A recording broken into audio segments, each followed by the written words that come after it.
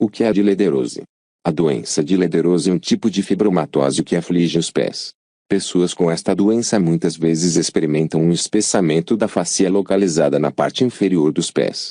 Isso geralmente não é doloroso nos estágios iniciais da doença, mas pode se tornar doloroso à medida que a doença progride. A cirurgia geralmente não é necessária, a menos que a doença cause problemas ao andar.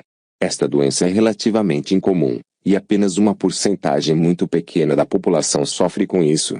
Os homens geralmente têm uma chance melhor de desenvolver essa doença.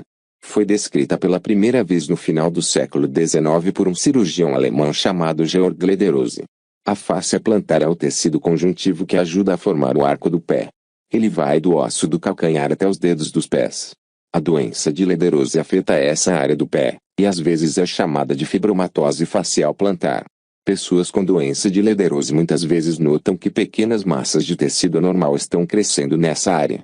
Essas massas, conhecidas como nódulos, são benignas, o que significa que não são cancerígenas.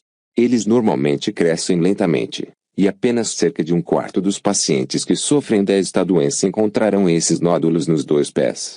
Quando o tecido começa a engrossar, os pacientes com doença de Leder geralmente não sentem muita dor.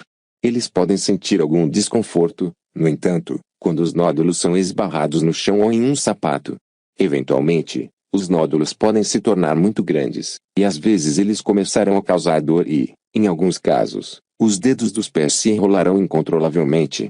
Durante os estágios iniciais da doença de Lederose, os médicos geralmente aconselham os pacientes a terem cuidado com os nódulos nos pés. Solas especiais que fornecem amortecimento extra são muitas vezes tudo o que é necessário. Cirurgia geralmente não é necessária neste momento. A cirurgia pode ser necessária, no entanto, à medida que a doença progride. Normalmente, só é tentada se a doença estiver afetando a capacidade do paciente de andar. Por vezes, pode ser uma cirurgia difícil e arriscada, uma vez que existem vários tendões e nervos nesta área.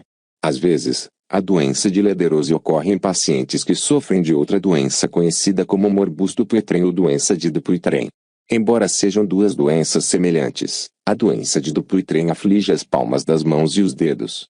Os pacientes que sofrem desta doença, por vezes, têm dificuldade em estender ou endireitar completamente alguns dos seus dedos.